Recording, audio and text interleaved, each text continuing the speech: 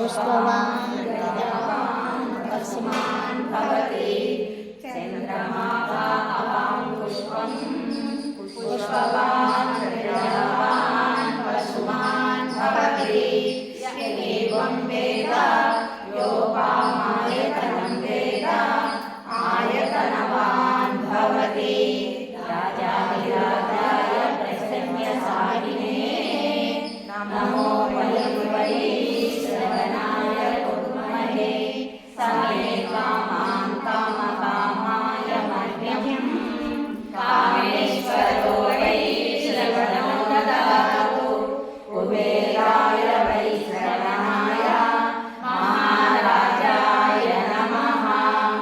ఓం తద్బ్రహ్మ ఓం తద్వాయుః ఓం తదాత్మ ఓం తత్సత్యం ఓం తత్సర్వం ఓం తత్పురో నమః.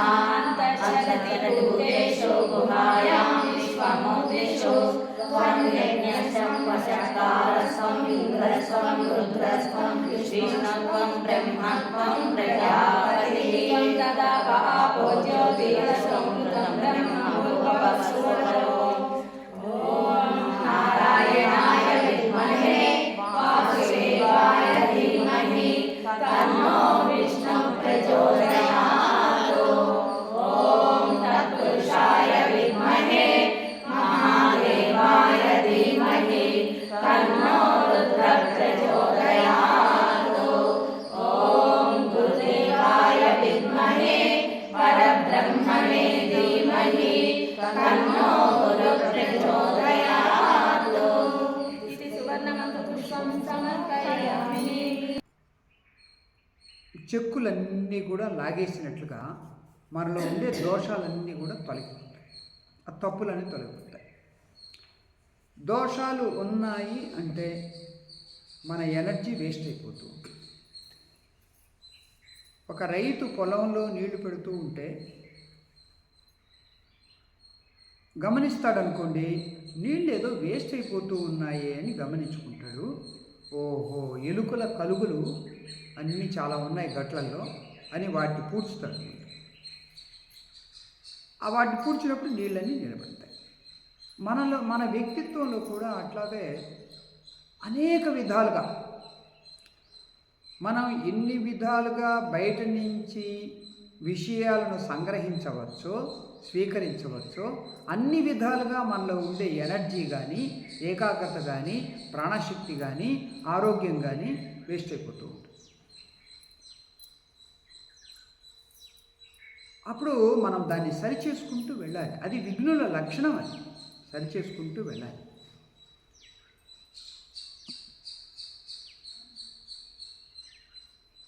అట్లా సరిచేసుకున్నవాడే గొప్పవాడవుతాడు, ఆరాధింపబడతాడు. జీవితం అతనికి ఒక తృప్తికరంగా సాగుతుంది.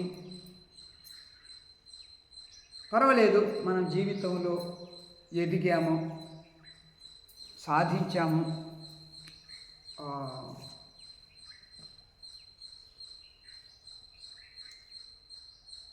ఇతరుల కంటే కూడా మెరుగ్గా ఉన్నాము అని అతను తెలుసుకోగలుగుతాడు. ఎవరైనా సరే, అతను కానీ ఆమె కానీ ఎవరైనా కానీ. సో ఆ జ్యోతి అనే పదం వచ్చినప్పుడు అక్కడ తప్పులు చెప్తున్నారు, అందరూ తప్పులు చెప్తూ ఉంటారు. అది మీరందరూ కూడా గమనించుకొని సరిచేసుకోవాలి. హరి ఓం. పాల్గొన్న శుద్ధ పౌర్ణమి. ప్రతి పౌర్ణమికి మీరు గురు పూజ జరుపుకుంటారు. పౌర్ణమి అని అంటే నిండు వెన్నెల. సో నిన్న రాత్రి అంతా చక్కగా వెన్నెల ఉండింది బాగా. విద్యుద్దీపాల కాంతిలో మునిగిపోయేటువంటి నాటి జనాభా వెన్నెల యొక్క రసాస్వాదాన్ని అనుభవించలేకపోతూ ఉన్నారు. ఎందుకంటే కృత్రిమమైనటువంటి వెలుగులు వాళ్ళకు ఎక్కువయ్యేవి.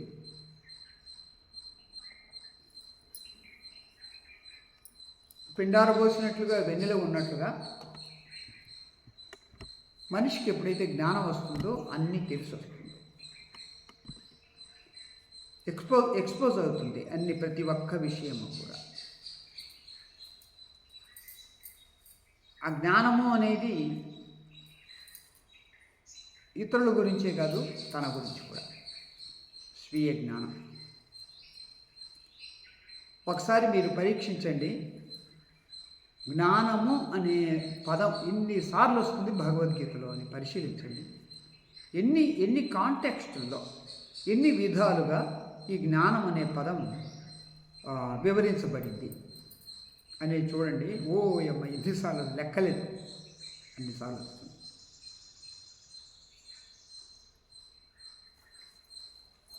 ఆత్మజ్ఞానం, బ్రహ్మజ్ఞానం అని అనేక చోట్ల చెప్తారు. 13వ అధ్యాయంలో మాత్రం దైవీ గుణాల గురించి చెప్పి చివరిలో ఇతితే జ్ఞానమాఖ్యాతం అని అంటారు. ఈ దైవీ గుణాలు కలగటమే జ్ఞానము అంటారు. అక్కడ వేరే ఒక అర్థంలో మనం తీసుకోవాలి. ఇట్లాగా జ్ఞానం అనేది చాలాసార్లు వస్తుంది.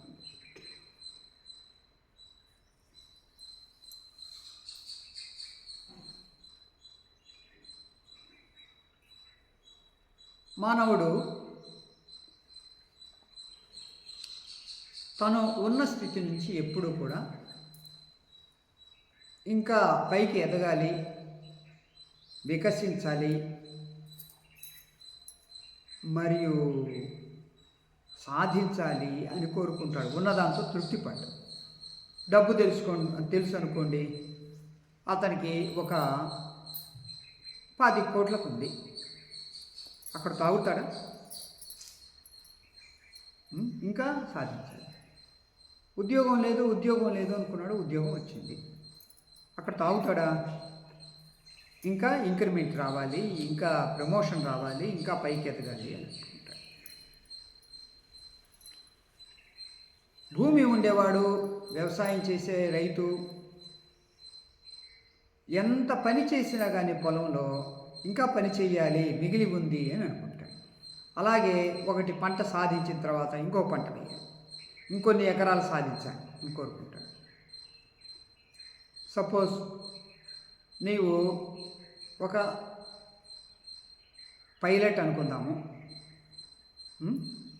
పైలట్ అంటే విమానాన్ని నడిపే డ్రైవర్. ఎన్నో ఏళ్ళు తర్ఫీదు అయిన తర్వాత పైలట్ అవుతారు, మంచి జీతం ఉంటుంది వాడికి. నీ అదృష్టం కొద్దీ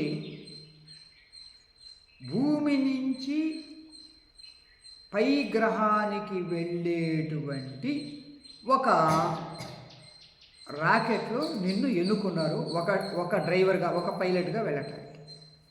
వాళ్ళని ఏమంటారు తెలుగులో? వ్యోమగామి అంటారు. స్పేస్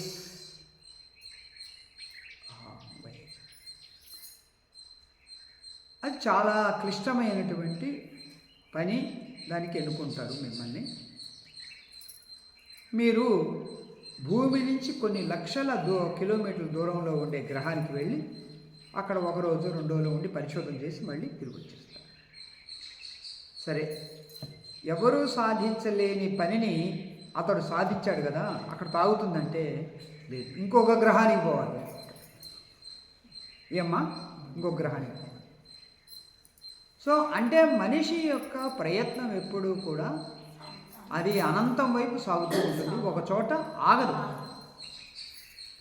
ఒక చోట తృప్తి పడదు. అది ఎప్పుడు వెళ్తూనే సాగుతూనే ఉంటుంది.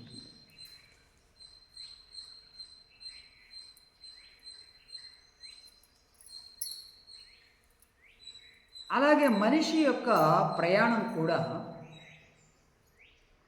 ఇంతకంటే మెరుగైన జీవితం కావాలి అని కోరుకుంటాడు.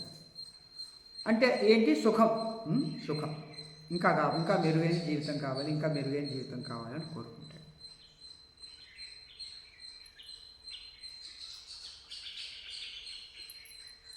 సరే, మెరుగైన జీవితం, దానికోసం మనిషి ఏం కనిపెట్టాడంటే సైన్సు మరియు సాంకేతిక జ్ఞానం, టెక్నాలజీ రెండు కనిపెట్టాడు. ఎన్నో సాధించాడు. 100 ఏళ్ల క్రితం ఊహించినటువంటి జీవితాన్ని ఈరోజు మ్యాక్సిమం అనుభవిస్తూ ఉన్నాడు, హాయిగా సుఖంగా అనుభవిస్తున్నాడు. అయితే వెనక మనిషి చచ్చుబడిపోయాడు, రోగాల మయమైపోతూ ఉన్నాడు, ఇవన్నీ గందరగోళాలు ఉన్నాయనుకోండి. కానీ సుఖాన్ని మాత్రం సాధించాడు. ఇక్కడే మీకు ఒక చిన్న సలహా, ఒక విషయం చెప్తున్నాను. భౌతికంగా మీరు సుఖాన్ని పొందాలి అంటే బయట వెతకండి, ప్రయాణం చేయండి. ఆంతరంగికంగా ఆనందాన్ని, శాంతిని, తృప్తిని అనుభవించాలి అంటే అంతరంగంలోకి ప్రయాణించండి. ఇప్పుడు ఈ 2 వాక్యాల ద్వారా మీకేం తెలుస్తుంది? సుఖము అనేది ప్రపంచం నుంచి పొందేదైతే ఆనందము, సంతోషము, తృప్తి, శాంతి అనేవి అంతరంగంలోనే పొందాలి, అవి బయట పొందేవి అని తెలుసుకోవాలి. కనుక నీవు ఎంతో డబ్బు ఖర్చు పెట్టి పడకను కొనవచ్చు, దోమతెర కట్టుకోవచ్చు, కానీ నిద్ర రావాల్సింది మాత్రం లోపల నుంచి, అది బయట నుంచి రాదు. నీవు ఎంతో డబ్బు ఖర్చు పెట్టి మందులు కొనవచ్చు, హాస్పిటల్కు వెళ్ళవచ్చు, కానీ ఆరోగ్యం కలగాల్సింది మాత్రం లోపల నుంచి, అది బయట నుంచి వచ్చేది కాదు. ఎంతో డబ్బు ఖర్చు పెట్టి గొప్ప విద్యా సంస్థలో మీ పిల్లల్ని చేర్చవచ్చు, మంచి ప్రొఫెసర్లను, లెక్చరర్లను ఉండి వాళ్ళు బోధించవచ్చు, వీళ్ళకు సకల సదుపాయాలు, సౌకర్యాలు, పుస్తకాలు అన్నీ ఉండవచ్చు, కానీ జ్ఞానం రావాల్సింది మాత్రం లోపల నుంచి. సో అంతరంగం యొక్క ప్రాముఖ్యత ఎంత ఉందో, ఈ వాతావరణం ఎలా ఉండాలో మీరు బాగా గమనించుకోండి.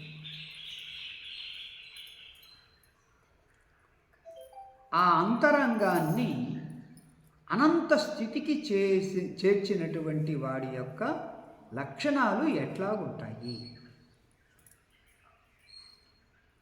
ఆ మహానుభావుడు యొక్క మనోస్థితి, అసలు మనస్సు ఉంటుందో లేదో తెలియదు, ఆయన యొక్క స్థితి, తురీయ స్థితి ఎట్లా ఉంటుందో చూడండి.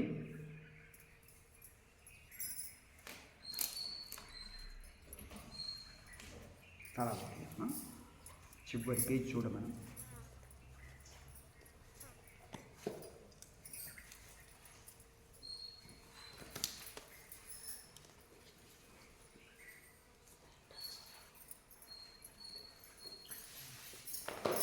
చివరి శ్లోకం తీసుకోండి, చెప్పండి. నేను చెప్పిన తర్వాత చెప్పండి. బ్రహ్మానందం పరమసుఖదం కేవలం జ్ఞానమూర్తిం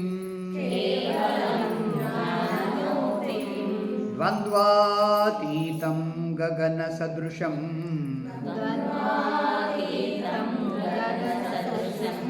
తత్వమస్యాది లక్ష్యం ఏకం నిత్యం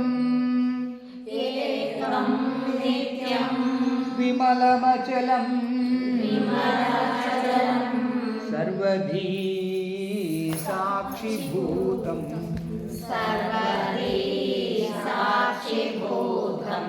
భావాతీతం.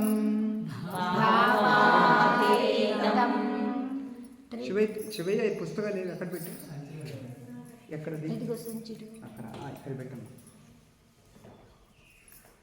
సంచి ఇక్కడ పెట్టమ్మా, కూర్చో. భావాతీతం త్రిగుణరహితం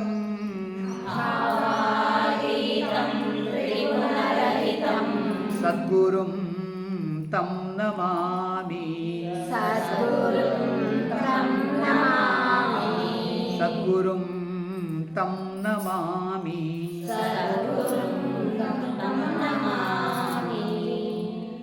పరమేశ్వరుడు పార్వతీదేవికి బోధించినటువంటి గురు మహిమ అనేది దాదాపు 325 శ్లోకాలతో ఉంటుంది. అదే గురు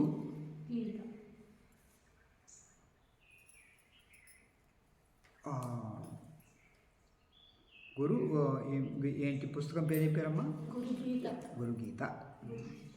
గురుగీత. ఆ గురుగీతలో ఒక శ్లోకం ఇది. మనము ప్రతిసారి గురు పూజ చేసుకున్నప్పుడు, గురు స్తోత్రం చేసినప్పుడు చెప్పేటువంటి ఆ శ్లోకాల్లో ఇది చివరిగా చెప్పుకుంటాం. ఇందులో ఎంత గహనమైనటువంటి లోతైనటువంటి అవగాహన ఉందో మనం దీంట్లో కొంచెం పరిశీలిద్దాము. గురువు ఏ స్థితిలో ఉంటారో అది మనము కూడా కోరుతూ ఉన్నాం. మన యొక్క సాధన కూడా దేనికి అంటే దాన్ని సాధించడానికి. అందరూ చేసే సాధన భౌతికంగా, లౌకికంగా, సౌకర్యంగా ఉండాలి, ఇంకా ఆస్తులు సంపాదించాలి. ఎందుకంటే లోకంలో ఉండే వాళ్ళందరి యొక్క ప్రయత్నం అదే సాగుతూ ఉంది. కానీ అవన్నీ తర్వాత ఎందుకో ఏం చేయాలో అర్థం కాదు. ఇప్పుడు గల్ఫ్ దేశంలో 8-9 దేశాల్లో యుద్ధం జరుగుతూ ఉంది. యుద్ధం బీదతనంని పోగొట్టడానికి యుద్ధం చేస్తే బాగుంటుంది. కానీ ఒకళ్ళ మీద ఇంకొకళ్ళకు ఆధిపత్యం చెలాయించాలి, ఒకళ్ళ మీద ఇంకొకళ్ళు పెత్తనం చెలాయించాలి, మాదే రాజ్యం నెరవేరాలి, నువ్వు మా స్థాయికి రాకూడదు అనే భావంతో జరుగుతూ ఉన్న యుద్ధం. అంటే భౌతికంగా సంపద ఎక్కువైతేనే కదా తగాదాలు పెట్టుకునేది. తక్కువగా ఉంటే పాపం ఎందుకు గొడవలు ఎందుకులే, మన బతికేదో మనం బతుకుదాము అని ఆలోచిస్తారు. ఎక్కువైతేనే ఇట్లాగా. కానీ కొంచెం లోపలికి అంతరంగంలో కనుక చూసుకున్నాము అంటే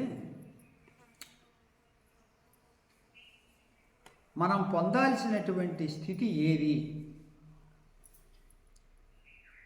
బయట ఎంత ప్రయత్నం చేసినా కానీ అక్కడ తృప్తి అనేది ఉండదు.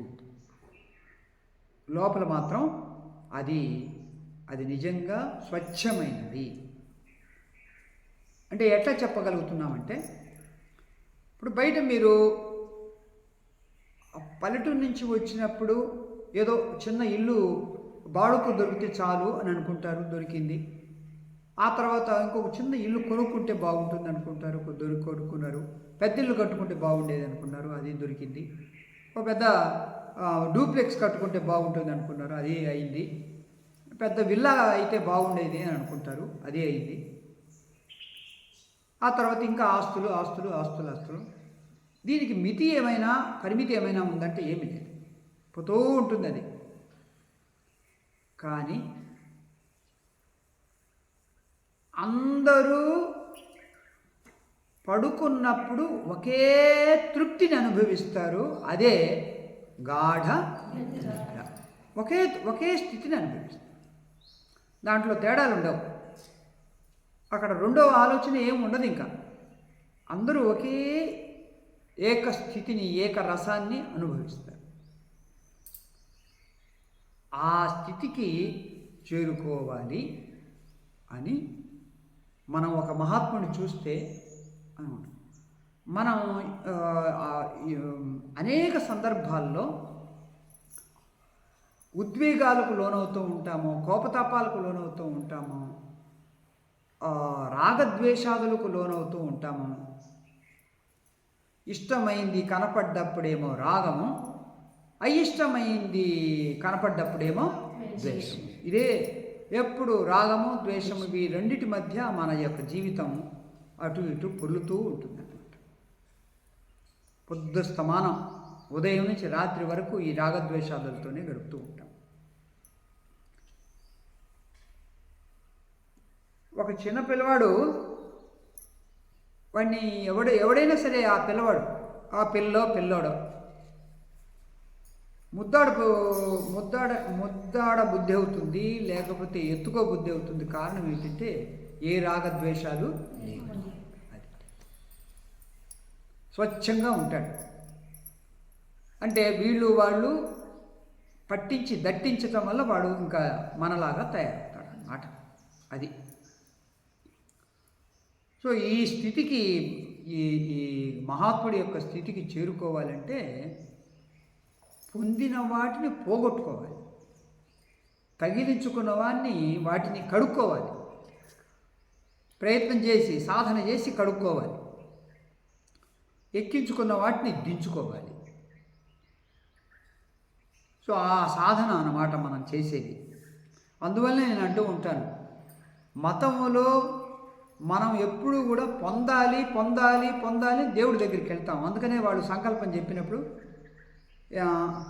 మీకేంటి సంతాన ప్రాప్తి వ్యాప్త్యర్థం ఇష్టకామ్యార్థ సిద్ధ్యర్థం పుత్ర పౌత్ర ధన ధాన్య వస్తు వాహన ప్రాప్త్యర్థం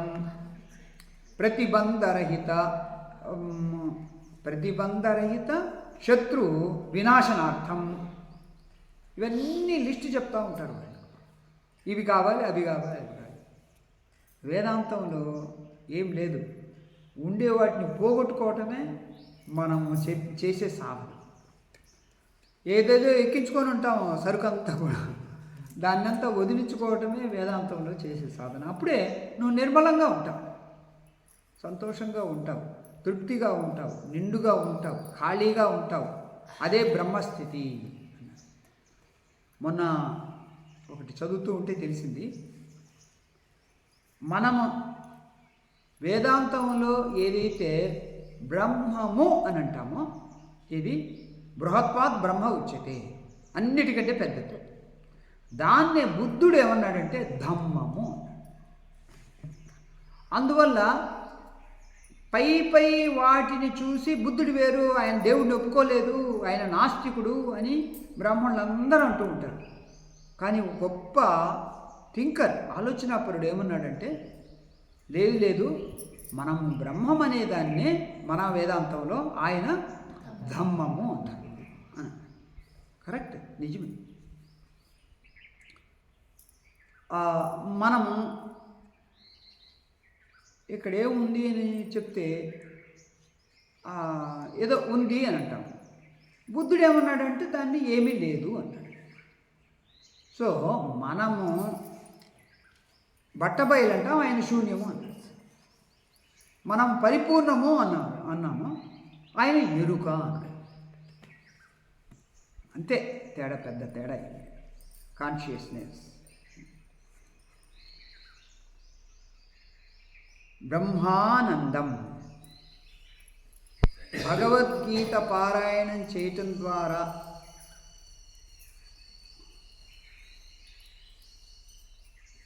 అనుష్ఠించటం ద్వారా ఏ స్థితికి చేరుకోవాలి? ఏషా బ్రాహ్మీ స్థితి పార్థ నైనాం ప్రాప్య విముహ్యతి స్థిత్వా స్యామంతకాలేపి బ్రహ్మ నిర్వాణ వృచ్ఛతి. ఇది చివరి శ్లోకం.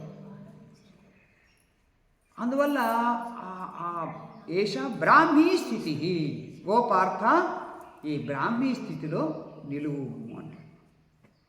సో గురువు ఏ స్థితిలో ఉంటారంటే బ్రహ్మానందాన్ని అనుభవిస్తూ ఉంటారు. ఏమిటి ఈ ఆనందం? వస్తుపరమైన ఆనందం కాదు, వ్యక్తుల వల్ల వచ్చే ఆనందం కాదు, వస్తువుల వల్ల కాదు, వ్యక్తుల వల్ల కాదు. ఇంకేం ఆనందం? ఆత్మానందం. అదే బ్రహ్మానందం. మనం ఆత్మానందాన్ని అనుభవిస్తున్నప్పుడు ఇంకా అక్కడ ఎల్లలు ఉండవు. అందువల్ల బ్రహ్మానందం అన్నారు.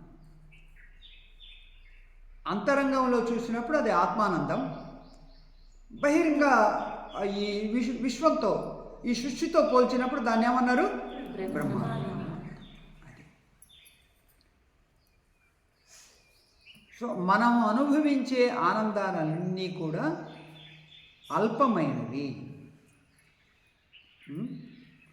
అల్పము, స్వల్పము. అంటే అల్పము అనేది కొంచెమైనా పర్వాలేదు, స్వల్పం అంటే ఇంకా మరి తక్కువ.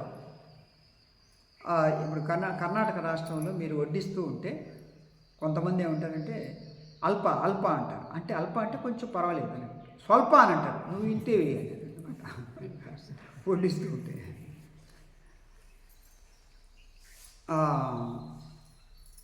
ఇది బ్రహ్మానందం అంటే ఇంకా అది వెళ్ళలేదు.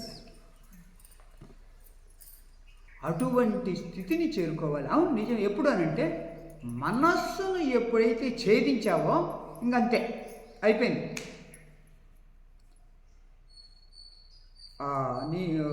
నీకు నేను లడ్డు పెట్టి ఎట్లాగుందయ్యా అంటే తీయగా ఉంది అంటావు. తీపి ఎట్లాగుందయ్యా అంటే ఏం చెప్తావు? ఇంకేం చెప్పలేము మనం. చిన్న పిల్లవాడికి చాక్లెట్ ఇచ్చి ఎట్లాగుందంటే ఇవన్నీ అవుతాడు. అక్కడ వాడి ఎక్స్ప్రెస్ చేయలేడు. ఆ బ్రహ్మానందం అట్లాంటిది.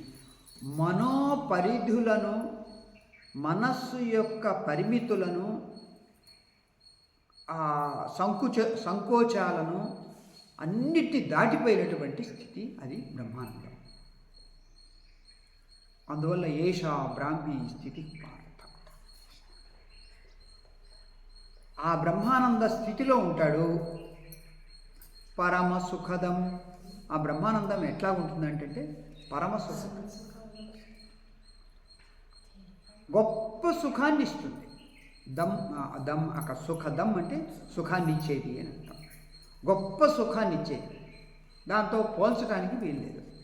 అందువల్లనే కేవలం జ్ఞానమూర్తిం,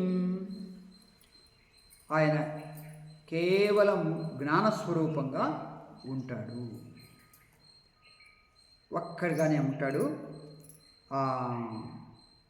మూర్తి, కేవలం మూర్తిభవించిన జ్ఞానస్వరూపుడు. ద్వంద్వాతీతం. ద్వంద్వము అంటే ఏవే ఉన్నాయి చెప్పండి మీరు? భగవద్గీతలో వస్తాయి చాలాసార్లు.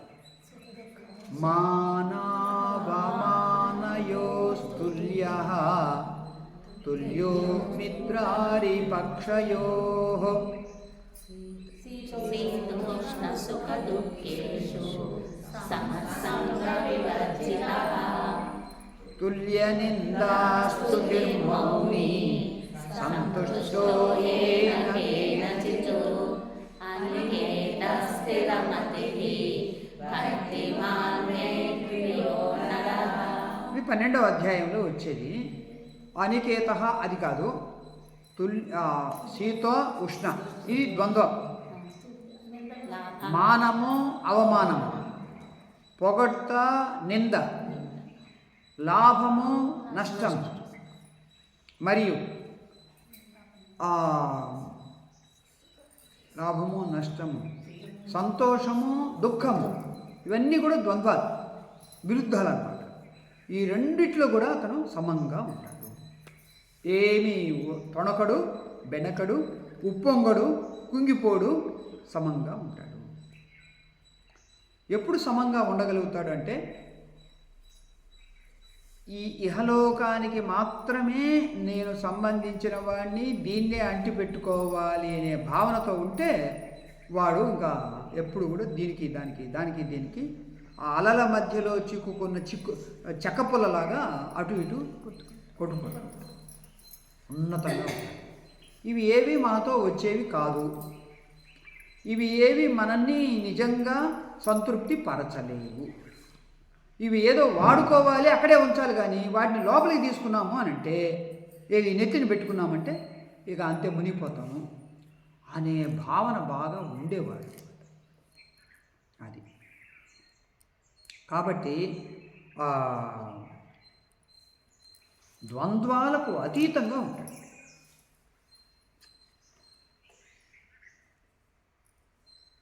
మన నిత్య జీవితంలో కూడా ఎవరైతే జీవితంలో ఒక పండి ఉంటారో, మనము 10 రూపాయలకు 100 రూపాయలకు లొంగిపోతూ ఉంటాము, పరిగెత్తూ ఉంటాం. అతను ఒక పండిపోయింది, ఏముందిలే అక్కడ పోనీ మనకెందుకు. ఆ పరిపక్వత నిజంగా ఆ జ్ఞానికి, ద్వంద్వాతీతుడికి హృదయంలోనే వచ్చేసి ఉంటుంది. సందర్భాన్ని బట్టి కాదు, ఇంకా హృదయంలో వచ్చేసి ఉంటుంది. కనుక ద్వంద్వాతీతం గగన సదృశం. ఆయన యొక్క స్థితి, మనోస్థితి ఎలా ఉంటుందంటే గగన సదృశం, ఆకాశంలాగా ఉంటుంది. ఆకాశానికి ఏమైనా ఎల్లలు ఉన్నాయా? లేవు. పరిమితులు ఉన్నాయా? లేవు. లిమిటేషన్స్ ఉన్నాయా? లేవు. ఇది ఘటాకాశం. ఒక పాత్రలో ఉండే ఖాళీ స్థలాన్ని ఏమంటారు? ఘటాకాశం. అదే ఈ హాల్లో ఉండే ఆకాశాన్ని, అవకాశాన్ని ఏమంటాము? మఠాకాశం అంటాం. ఆ బయట ఉండేది ఘట, పట, మఠ, మహా. ఇన్ని తేడాలు ఉండవు. ఒక్కటే ఆకాశం ఇన్ని విధాలుగా ఏర్పడింది. అంతే. మనం రూమ్ కట్టుకోవటం వల్ల ఘటాకాశం, మఠాకాశమైంది. కొండను ఏర్పరచటం వల్ల ఘటాకాశమైంది. అసలంతా ఉండేది ఒక్కటే ఆకాశం. గగన సదృశం. ఆయన యొక్క మనస్సు ఎల్లలతో బంధించబడకుండా, అపరిమితంగా, ఎల్లలు లేకుండా అన్లిమిటెడ్గా ఉంటుంది. గగన సదృశం అనంతమైనటువంటి ఆకాశంలాగా ఉంటుంది. తత్వమస్యాది లక్ష్యం. సో ఏ లక్ష్యంతో ఉంటుందంటే తత్వమసి, సామవేద అంతర్గతమైనటువంటి ఛాందోగ్యోపనిషత్తులు 10వ అధ్యాయంలో వచ్చే మహావాక్యమే తత్వమసి. అక్కడ 10 సార్లు ఉద్దాలక ఋషి బోధిస్తారు అన్నమాట. ఈ 10 సార్లు ఈ తత్వమసి మహావాక్యాన్ని. ఎందుకంటే ఎందుకు అన్నిసార్లు చెప్పవలసి వచ్చింది అంటే, విద్యార్థికి ఈ శరీరం నేను అనే భావంతో ఊరిపోయి ఉన్నాడు. ఇప్పుడు దాని నుంచి బయటపడించాలి. అందువల్ల తత్వమసి శ్వేతకేతో, తత్వమసి శ్వేతకేతో అని అన్నిసార్లు చెప్పు. అది ఏ నీవు, ఏది తత్, ఆ పరమాత్మ, త్వం నీవు, అసి అయి ఉన్నావు. అవుతావు కాదు, అవుతావు అని అంటే మళ్ళీ ఎప్పుడో ఒకప్పుడు అది విడిపోతుంది. అయి ఉన్నావు అంటే స్వామీజీ మరి మనము అయి ఉంటే ఇంత సాధన ఎందుకు చేయాలి? ఇన్ని సంవత్సరాలు గురుసేవ చేయాలి, ధ్యానం చేయాలి, పారాయణం చేయాలి, మరియు సాధన చేయాలి. ఎందుకు అని అంటే, అయి ఉన్నట్లుగా తెలుసా నీకు? తెలియదు. ఎందుకు తెలియదు అంటే ఈ మనస్సే అడ్డం. ఈ మనస్సులోనే అసలైన ఆటంకం ఉంది. ఏమి ఉంది? జీవభావన ఉంది. శరీరం నేను అనే భావన ఉంది. దాన్ని పోగొట్టుకోవాలి. ఆ పోగొట్టుకోవటం కొరకే, సో మురికిని కడిగేయటం కొరకే సాధన, కానీ లక్ష్యాన్ని చేరటానికి కాదు. లక్ష్యాన్ని చేరే ఉన్నావు, నీకు అనుభవానికి రావట్లేదు. ఎందుకు రావట్లేదు అంటే మనస్సు బహిర్ముఖంగా ఉంది. మనస్సు అంతర్ముఖం కావాలి. అంతర్ముఖం కావాలి అంటే అది శుద్ధి కావాలి. శుద్ధి కావాలంటే ప్రక్షాళన కావాలి. ప్రక్షాళన కావాలంటే సాధన చేయాలి, శ్రవణం చేయాలి, మననం చేయాలి, నిధిధ్యాసం చేయాలి. ఇదంతా అవసరం. అక్కడ జ్యువెలరీ షాప్లో బంగారు నగ ఉంది, కనపడుతూ ఉంది. ఏం తెచ్చుకోవచ్చుగా? వస్తుందా? ఏది ఇవ్వాలి? డబ్బులు ఇవ్వాలి. డబ్బులు ఇవ్వాలంటే ఏం చేయాలి? పని చేయాలి, ఉద్యోగం చేయాలి, వ్యాపారం చేయాలి. ఇది ఒకరోజు చేస్తే సరిపోద్దా? కాదు. చాలా రోజులు పని చేయాలి, శ్రమ చేయాలి, కూడబెట్టాలి. ఆ కూడబెట్టిన డబ్బు తీసుకెళ్ళిస్తే ఆ నగ వస్తుంది. అట్లాగే ఇక్కడుండే నగ రావాలంటే, కలగాలంటే ప్రయత్నం చేయాలి. విద్యాప్రకాశానంద స్వామీజీ వారు భలే తమాషాగా కథ చెప్పారు. 2 ఫ్రెండ్స్ ఉండేవారు. ఏమండి ఎంతమంది ఫ్రెండ్స్? ఆయన స్టైల్ చెప్తున్నాను. 2 ఫ్రెండ్స్ ఎక్కడున్నారు? చదువుకుంటున్నారు. ఎక్కడ చదువుతున్నారు? కాలేజీలో చదువుతున్నారు. ఇంటర్ చదువుతూ ఉన్నాడు. ఇంటర్ చదువుతూ ఉన్నప్పుడు యానివర్సరీ డే వచ్చేసింది వాళ్ళ కాలేజీకి. అంటే యాన్యువల్ ఫంక్షన్ అన్నమాట. Annual function. దాంట్లో ఈ ఇద్దరిలో ఒకడు నాటకం వేశాడు. ఆ నాటకంలో వీడి పాత్ర ఏమిటంటే స్త్రీ పాత్ర. వీడు ఎంత అద్భుతంగా స్త్రీ పాత్ర వేశాడు అంటే వీడి ఫ్రెండ్ కింద ఉండేవాడు ఆడియన్స్లో ముగ్ధుడయ్యాడు. ముగ్ధుడయ్యి వాడికి తెలియకుండా స్నాప్ తీశాడు. ఫోటో తీశాడు. సరే అది వాడు కట్టించుకొని తన ఇంట్లో భద్రంగా గోడకు తగిలించాడు. ఇంట్లో వాళ్ళకి తెలియదు ఎవరో అని. సరే ఆ నాటకం అయిపోయింది. వీళ్ళిద్దరూ కాలేజీ పాస్ అయిపోయారు, వెళ్ళిపోయారు. తర్వాత ఆ నాటకం వేసిన అబ్బాయి తండ్రి వీడికి సంబంధాలు చూస్తున్నారు, ప్రయత్నాలు చేస్తున్నారు. ఏ పిల్ల నచ్చలేదు. ఇది చాలా కాలం క్రితమే ఉందా అని అనుకుంటారేమో మీరు. ఏది ఇప్పుడు పిల్ల దొరకట్లేదు, పిల్ల దొరకట్లేదు ఇప్పుడు. అప్పుడేమో పిల్ల నచ్చట్లేదు. అది సరే చివరికి ఎవరో చెప్పారు, మీ ఫ్రెండ్ ఇంట్లో ఒక అమ్మాయి ఉంది, అక్కడ ఒక ఫోటో ఉంది, అది వెళ్ళి చూడండి అంటే ఆ అబ్బాయి సరే అని వచ్చాడు వాళ్ళ తండ్రితో పాటు. ఆ అమ్మాయిని చూసి నాకు ఈ అమ్మాయే కావాలి,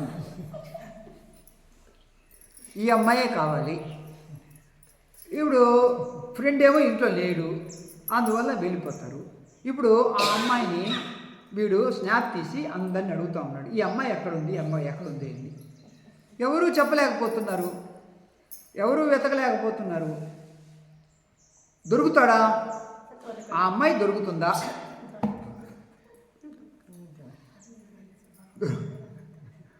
దొరకదు. ఎందుకు దొరకదంటే వీడే, అందువల్ల దొరకదు. అట్లాగే మన పరిస్థితి కూడా, మన ఆత్మ సామ్రాజ్యాన్ని మనం పొందలేకపోతున్నాం. మనం వెతుకుతా ఉన్నాం, ఎక్కడుంది ఇది అంటే ఎక్కడంటే కంగనా బ్యాంగిల్ స్టోర్స్ అక్కడ ఉందేమో అని వెతుకుతున్నాం. లేకపోతే రమ్య మెడికల్ స్టోర్స్, రమ్య ఎక్కడ ఫ్యాన్సీ స్టోర్స్ అక్కడ ఉందేమో అని వెతుకుతాం. ఇంకెక్కడో వెతుకుతున్నాం, సినిమాల్లో వెతుకుతున్నాం, ఎక్కడో వెతుకుతున్నాం. కాదు, అది నీ స్వరూపంగా ఉంది. ఆ నీ స్వరూపంగా ఉండేదాన్ని నువ్వు ఎందుకు పొందలేకపోతున్నావు అంటే బహిర్ముఖంగా నడుస్తూ ఉంది ఈ మనస్సు. వెతికి వేసారిపోతూ ఉందే కానీ నీ వైపుకు మనస్సు తిరగటం. మొన్న ఒంగోలులో శ్రీమన్నారాయణ కంటి డాక్టర్ దగ్గరికి వెళ్ళినప్పుడు చూపించినప్పుడు నేను ఎంతో కాలం నుంచి కళ్ళు నా దగ్గర ఉన్నా కానీ నా దృష్టిలో లోపం వస్తూ ఉంది, నేను కనిపెట్టలేకపోయాను. ఆయన కనిపెట్టాడు. అదేమిటి అంటే, స్వామీజీ మీరు కుడి కన్నును ఎడమ కన్నును మూసుకొని చూసుకోండి, మీకు ఏ కన్ను లోపం ఉందో మీకు తెలుస్తుంది అని అంటే కరెక్టే అని చూస్తే ఎడమ కన్ను లోపం. మరి కళ్ళు నావే, నేను కనిపెట్టలేకపోయాను, డాక్టర్ కనిపెట్టాడు. అప్పుడు బాదం చెట్టు ఎండుకొమ్మలు లాగినప్పుడు అది వచ్చి ఇక్కడ తగిలి రక్తం కాలింది. అప్పటి నుంచి ఆ మిస్టేక్ ఉందన్నమాట. ఎండలోకి వెళ్ళినప్పుడు బాగా ఆ బూజర్గా తెలుస్తూ ఉంటుంది. అది ఆయన కనిపెట్టాడు. సో మనము వెతుకుతూ ఉన్నాము, సెర్చ్ చేస్తున్నాము, కానీ ఎక్కడుందో మనకు తెలియదు. అందువల్ల ఈ విధంగా మనిషి తత్ ఆ పరమాత్మయే త్వం నీవుగా అయి ఉన్నావు అనే దాన్ని మనం అనుభవపూర్వకంగా తెలుసుకోవాలి. మొదట గురువు నుంచి శ్రవణం చేయాలి. చేసిన తర్వాత దాని యొక్క సాధన, అరే బయట కాదురా లోపలే ఉంది, ఇప్పుడు మనసును అంతర్ముఖం చేయాలి అని సాధన చేయాలి. అప్పుడు నువ్వు దాన్ని పొందగలుగుతావు. తత్వమస్యాది లక్ష్యం. తత్వమస్యాది అని అంటే 4 మహావాక్యాలు. మొట్టమొదటిది ప్రజ్ఞానం బ్రహ్మం, రెండవది అహం బ్రహ్మాస్మి చివరిది అయమాత్మ బ్రహ్మ, మూడవది తత్వమసి, నాలుగవది ఆ 4 మహావాక్యాలు ఒకే లక్ష్యాన్ని తెలుపుతాయి. ఏమండి? ఒకే లక్ష్యాన్ని తెలుపుతున్నా. అందుకనే తత్వమసి ఆది, తత్వమస్యాది అంటే తత్వమసి మొదలగు మిగతా మహావాక్యాలు కూడా ఒకే లక్ష్యాన్ని తెలుపుతూ ఉన్నాయి, ఒకే లక్ష్యాన్ని చేరుస్తూ ఉన్నాయి అన్నట్లు. ఎట్లాగంటే ఇప్పుడు 108 శివనామాలు ఒకే మూర్తిని, ఒకే గమ్యాన్ని తెలుపుతున్నాయి, శివుడిని తెలుపుతున్నాయి. అట్లాగే ఇది కూడా నిన్నే తెలుపుతూ ఉన్నాయి, నీ ఆత్మనే తెలుపుతూ ఉన్నాయి. ఏకం నిత్యం, అది ఎన్ని అంటే ఒక్కటేది. నిత్యం ఎప్పుడు ఉండేది, అది మారేది కాదు. నిత్యం ఎప్పుడు ఒకే విధంగా ఉంటుంది. విమలం, అందులో మలినము అనేది లేదు, ఎప్పుడు స్వచ్ఛంగా ఉంటుంది.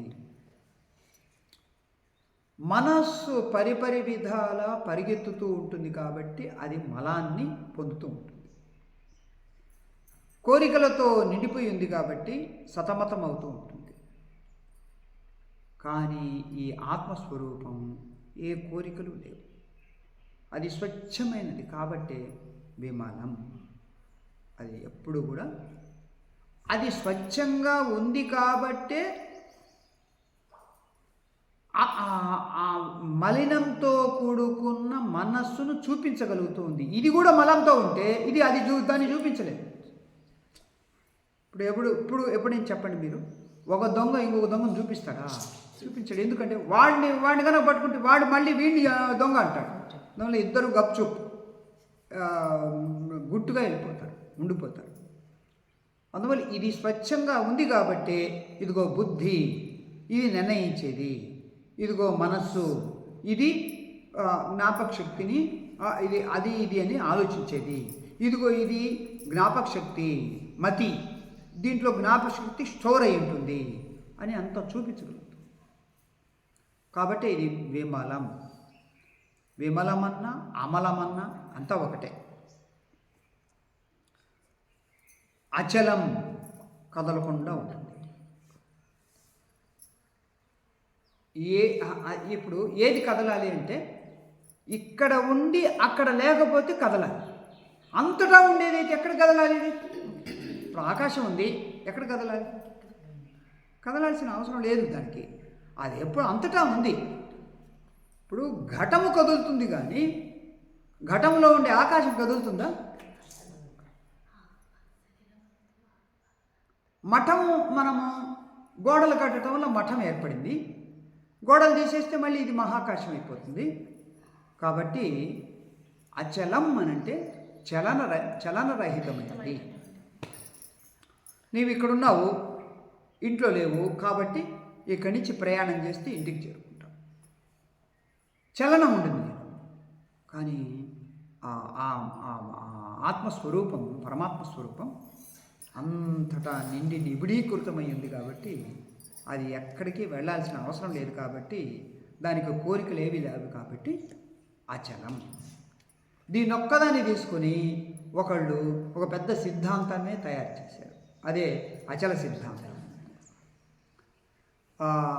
పాలడుగు శివరామ దీక్షితులనే ఆయన 250 ఏళ్ల క్రితం నల్గొండ జిల్లాలో అచల సిద్ధాంతం అని, అచల కందార్థాలు అని రచించి ఒక పెద్ద సిద్ధాంతాన్ని ఏర్పరిచారు. వాడు మనం ఏమి తగాదా పెట్టుకోవాల్సిన అవసరం లేదు, అక్కడ చెప్పబడింది కూడా వాస్తవమే.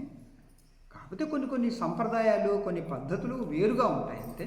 వాళ్ళందరూ గృహస్థ పరంపర, మనదేమో సన్యాస పరంపర, మనం అద్వైత పరంపర, వాళ్ళు అచల పరంపర. ఇక్కడ సన్యాసులు ముఖ్యం కాబట్టి వీళ్ళల్లో కొన్ని అలవాట్లు, పద్ధతులు అన్నీ కూడా పక్కాగా ఉంటాయి, చక్కగా ఉంటాయి, స్వచ్ఛంగా ఉంటాయి. వాళ్ళల్లో గృహస్థులు కాబట్టి అంత నియమ నిష్టలు, పద్ధతులు అవి కొంచెం సరిగ్గా ఉండవు. కానీ సిద్ధాంతం వరకు చూస్తే చాలా బాగుంటుంది. నా దగ్గర బ్రహ్మాశీర్వాద పద్ధతి అని ఒక పుస్తకం ఉంది. దాంట్లో మొత్తం అచలం గురించే ఉంది. చాలా బాగుంది. సర్వధీ సాక్షిభూతం. ఆ ఆత్మస్వరూపం ఎట్లాంటిది ఏంటంటే అన్ని ఆలోచనలు కలిగేది ధీ అంటే బుద్ధిలో. ఆ బుద్ధిలో కలిగే ఆలోచనలన్నిటికీ కూడా సాక్షిగా ఉంటుంది. ఒకటి వస్తుంది, అది దుఃఖము, దాన్ని చూపిస్తుంది. ఇంకొకటి వస్తుంది సంతోషము, దాన్ని చూపిస్తుంది. ఇంకొకటి వస్తుంది రాగము, దాన్ని చూపిస్తుంది. ఇంకొకటి వస్తుంది ద్వేషము, దాన్ని చూపిస్తుంది. ఇంకొకటి వస్తుంది అది రాగద్వేష, కామ, క్రోధ, లోభ, మోహ, మద, మాత్సర్య, ఇలాంటిది అలాంటిది, ఆమె ఈమె, అన్ని రకాలైనటువంటి ఆలోచనలకు సాక్షిగా ఉండటం వల్ల దాన్ని మనకు చూపించగలుగుతాం. దీనికి సమానంగా ఒక ఉదాహరణ ఏదైనా చెప్పండి. అద్దం. ఏమండి, ఏది వచ్చినా కానీ చూపిస్తుంది, దాంతో మమైక్యం చెందదు. అది వస్తుంది కాబట్టి అది చూపిస్తుంది. అది పోయిందంటే ఏం లేదు, దాని పాటికి అది ఉంటుంది. అదే ఆత్మస్వరూపం. సర్వధీ సాక్షిభూతం, భావాతీతం, అన్ని భావాలకు అతీతం. భావాలంటే ఇంకా లౌకిక సంబంధమైనటువంటి భావాలు, అహంకారం, మమకారం, కామక్రోధాలు అన్నీ కూడా ఇవన్నీ భావాలు. అందువల్లనే మాకు ఒకసారి ఏమంటామంటే భావోద్వేగాలకు లోనయ్యేవాడు మనిషి, భావోద్వేగాలకు అతీతమైన వాడు మనీషి అంటాడు. మనీషి అంటే జ్ఞానం ఉండేవాడు అని అంటాడు. భావాతీతం త్రిగుణ రహితం. 3 గుణాలు, సత్వగుణం, రజోగుణం, తమోగుణం. మానవుడు ఈ 3 గుణాలకు లోనవుతూ ఉంటాడు ఉదయం నుంచి సాయంకాలం వరకు. సత్వగుణంలో ఉన్నప్పుడు ప్రశాంతంగా ఉంటాడు. రజోగుణంతో ఉన్నప్పుడు యాక్టివ్గా ఉంటాడు. తమోగుణంతో ఉన్నప్పుడు బంధితుడై ఉంటాడు, మొద్దుగా ఉంటాడు, ఆలస్యాన్ని చేస్తూ ఉంటాడు, సోమరిపోతుగా ఉంటాడు. ఇది 3 గుణాలు. వీటిలో ఇవి ఏవి ఉండవు ఆ జ్ఞానిలో, ఆ స్థితిలో. అలాంటి సద్గురువుకు నా యొక్క నమస్కారం అని అంతటితో ఈ శ్లోకం ముగుస్తుంది అన్నమాట. సో అలాంటి ఆ స్థితిలో ఉండేటువంటి మహనీయునికి నా హృత్పూర్వక ప్రణామములు అని తెలుపుతూ ఉంది శ్లోకం. ఇది ఆయన యొక్క స్థితే కాదు, ప్రతి ఒక్కరూ ఆ స్థితికి చేరుకోవాలి. అందుకో మనము ఈ వేదాంత మార్గానికి వచ్చేది. మతంలో ఉన్నప్పుడు మీకు ఈ కోరికలన్నీ ఉంటాయి. ఆ కోరికలన్నీ ఉన్నప్పుడు ఆ దేవుడి దగ్గరికి వెళ్తాం, ఈ దేవుడి దగ్గరికి వెళ్తాం, ఆ దేవుడి దగ్గరికి వెళ్తాము. అసలు ఒక వేదాంత మార్గం నుంచి చూస్తే అసలు ఒక్కోసారి భలే విచిత్రం అనిపిస్తుంది. ఇప్పుడు సత్యనారాయణ స్వామి వ్రతం చేస్తారు కదా, ఏమండి చెప్తారు కదా, దాంట్లో కథలో ఏమొస్తుందంటే ఆ ప్రసాదం తిన్నవాడికి వెంటనే దేవుడు కోరికలు అనుకరించాడు. వాడి షిప్పు, వాడి ఓడలో ఉండే సరుకంతా కూడా మునిగిపోకుండా వచ్చేసింది. ఆ ప్రసాదం తినకుండా పారేస్తే వాడి ఓడంతా కూడా మునిగిపోయింది అని చెప్పబడుతుంది. అంటే దేవుడికి కూడా భక్తుడు, వీడు అభక్తుడు అనేటువంటి తేడాలు ఉన్నాయన్నమాట. అంటే అప్పుడు వాడు దేవుడు ఎట్లాగవుతాడు చెప్పండి మీరు? ఏమన్నా నేను అడిగేది కరెక్టేనా, లేకపోతే నన్ను కూడా మీరేమన్నా నాస్తికుడు అంటారా? దేవుడిని నువ్వు అడుగుతావా? ఇప్పుడు ప్రసాదం తింటేనేమో వాడికి కలిసి వస్తుంది, ప్రసాదం తినకపోతే కలిసి రాదు, నష్టమైపోతుంది. ఇట్లాంటి కథలే. దయచేసి ఇక్కడ తెలుసుకోండి అమ్మా. సత్యము నారాయణుణ్ణి స్వీకరించండి, వ్రతం వదిలేయండి. మనకు అంత సంబంధం లేదు, వ్రతం వద్దు, సత్యాన్ని స్వీకరించండి, నారాయణుణ్ణి స్వీకరించండి. ఇట్లాగా మీరు ఫిల్టర్ చేయాలి చాలా. ఎందుకు అనంటే మీరు బాధపడద్దు. ఒక కులం వాళ్ళు అదే వృత్తిగా ఎంచుకొని వాళ్ళ యొక్క పోషణ కొరకు ప్రతి దాంట్లోనూ మనుషులను ఇరికించారు. ప్రతి దాంట్లో పెళ్లి చేసుకుంటూ ఉంటే దాంట్లోనూ సత్యనారాయణ స్వామి వ్రతం, గృహప్రవేశం చేస్తూ ఉంటే దాంట్లో సత్యనారాయణ స్వామి వ్రతం, అన్నిట్లో ఇరికించారు. గృహప్రవేశం చేయటానికి ఏముంది అక్కడ? గృహము ప్రవేశము. గృహం లోపలికి నువ్వు ఎంటర్ కావటం, చక్కగా నవధాన్యాలు చల్లటం, గోవుని తీసుకెళ్ళటం, బయట పొంగలి వడ్డించటం, అంతే అయిపోయింది. ఇంకా బోలెడంతా సత్యం అంటే వాడు రావాలి. బ్రాహ్మణుడు రావటం కొరకు సత్యనారాయణ వ్రతం అనేది ఏర్పాటు చేశారు.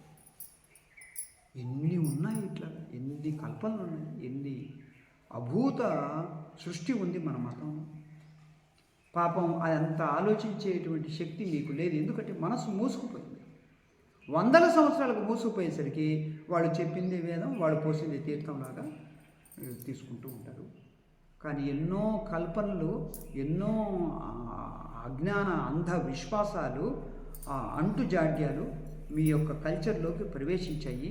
వాటిని పోగొట్టాలి అని అంటే చాలా కష్టం. అసలైన వేదాంతానికి ఎక్స్పోజ్ అయినప్పుడే ఇది ఎంతవరకు స్వీకార్యము, ఇది ఎంతవరకు స్వీకార్యం కాదు, తిరస్కరణ అనేది మీరు అప్పుడు ఆలోచిస్తారు. లేకపోతే ఇంకా బానిస. ఈ విధంగా చాలా ఉన్నాయి మన యొక్క కల్చర్లో తెలుసుకోవాల్సినవి.